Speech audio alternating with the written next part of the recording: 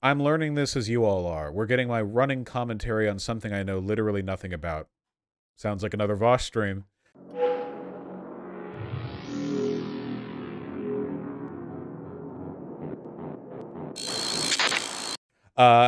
So apparently the Tories did really badly in the UK. Let's see. Yep. That looks like that. Number of councillors. Labour gets 536. Tories lose 1,058. Oh my god. Oh, that's embarrassing. Clear rejection of Rishi Sunak, says Labour. Oh man, the Tories and their leadership just not looking good. To be fair, right now Labour honestly is Tory light, so this isn't really a victory of good over evil. More so, evil's kind of stubbing its toe a little bit. But hey, we love to see the bad guys lose. We love to see toe stubbing. What's LD? Liberal Democrats, right? Yeah. The Greens are winning a bit. Yeah, the problem is the American Green Party sucks. I don't actually remember if the UK Green Party sucks, but this is a pretty big uptick. This is like doubling how many seats they have. Whatever, it's probably good for democracy. 48 councils, more than 1,000 councillors. Woo! Exceeding their worst predictions. Woo! Man. God damn. The Greens did really well, 11% of the total vote. Yeah, they literally doubled the number of seats or the number of councillors they got. Really, really good.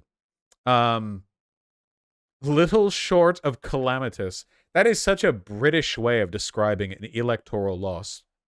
Why do French men pee on the street? All right. We may never know. Liberal Democrats. Oh! Almost 250 Green councillors were elected, and the party won its first ever outright majority on a council in mid-Suffolk. So does that mean it's going to be green on the map now? Would that be the first time we'd see green on the map? That's pretty significant. Huh. Well done. Well, that's not everything that's happened in the UK, right? There was a coronation. Give me the video. Coronation live. What's up? Oh my god, that's crazy, dude. The king gets to show off the boys that he gets to molest later? That's crazy.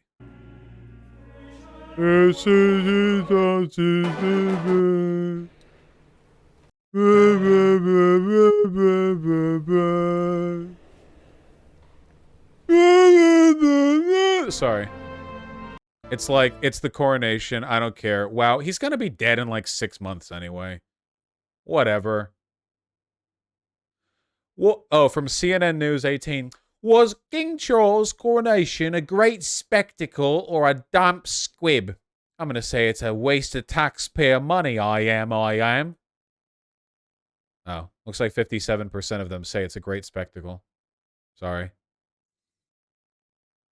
I am. No comments. Losers. God save the king. Nope. Yeah, so anyway, there were some anti-monarchist protesters directly outside of the coronation who got arrested. What's going on there, huh?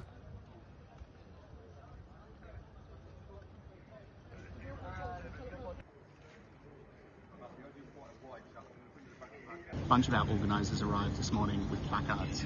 It's a completely peaceful demonstration. The police, without telling us why, without telling us where they're taking them, have arrested all of our lead organisers, and they've seized all our placards.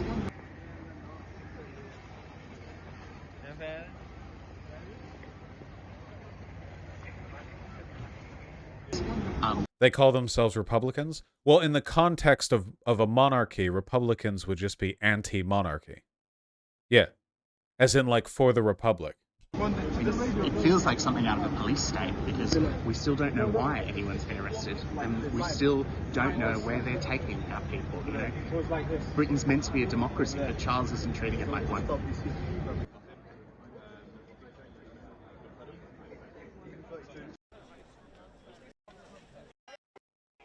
Huh. Yeah, apparently they weren't doing anything. That was that was what I saw. Basically just like they said they would have a low tolerance for disruptiveness, and they just arrested them for being disruptive. If you can arrest people who are protesting purely for being disruptive, then that's that, fellas. Protesting isn't a real thing anymore. It's also hugely counterproductive because by the police, because all it's done is create a massive amount of publicity for us. It's completely crazy. Nice. They're all still in custody, apparently. Other depressing news about the coronation? Oh, a food bank closed. That's unfortunate. A poll by YouGov last month found 64% of people in the UK said they had little or no interest in the coronation. Among those 18 to 24, the number voicing little or no interest rose to 75. Nice. Well, glad to see, if nothing else, that the monarchist trend is dying out. Who are those punks in the 25%? The kinds of people who are insufferable in my humanities classes in freshman year, no doubt. I saw people shitposting about the subreddit monarchism, where these people are unironically pro-monarchy. I can't fathom the skull shape of people like this. I don't really understand why. This is a forum for those who think monarchy is a noble and viable alternative to the crude and materialistic mob mentality of republicanism. How can you possibly call how can you call republicanism materialistic? Do you know what the royals look? What? This has to be satire. I know it seems like it, but it's actually not.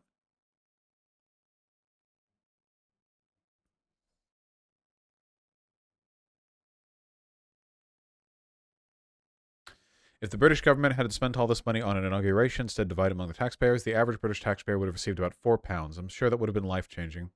For reference, Joe Biden's inauguration cost $100 million. No one in Britain is starving because some people got nice outfits. In conclusion, God save the king, long may he reign. They do know that Joe Biden is like the president, and he's not just a pedophile who happened to be born into a royal bloodline. He's a pedophile who was born into a non-royal bloodline.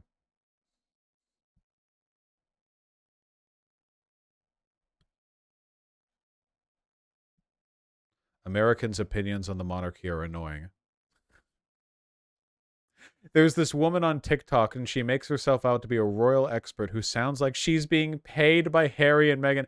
The idea of there being a community of people whose lives are dedicated to the defense of the British monarchy and who frame Harry and Meghan as some kind of like evil forces across the pond. Incredible stuff. I cannot imagine living like this.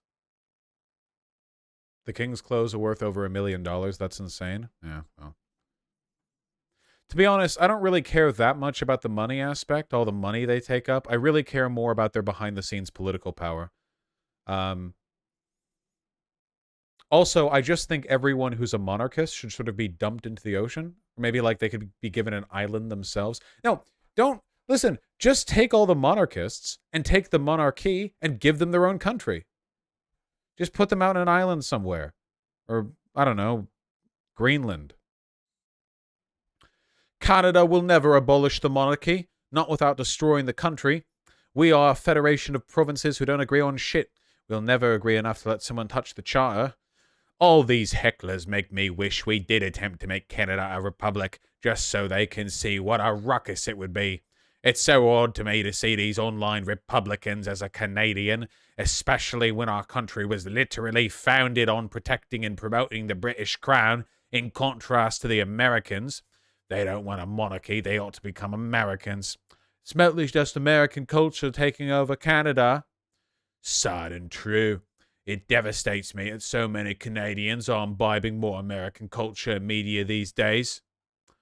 I don't understand how viewing American media and the politics that come with it could possibly make republicanism appealing.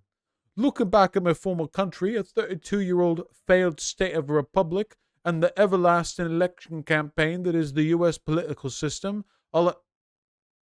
this person does realize that the UK has a prime minister, right?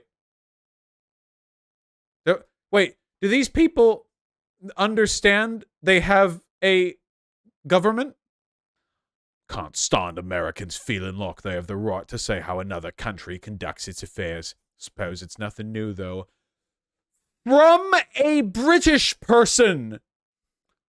Where do you think our country came from? Let the monarchists quiver over their dying empire. You know, the UK's been floundering for a long time now. Right now, the GDP of the United Kingdom is the same as it was back in 2007. They never recovered from the 2008 financial crisis that we caused.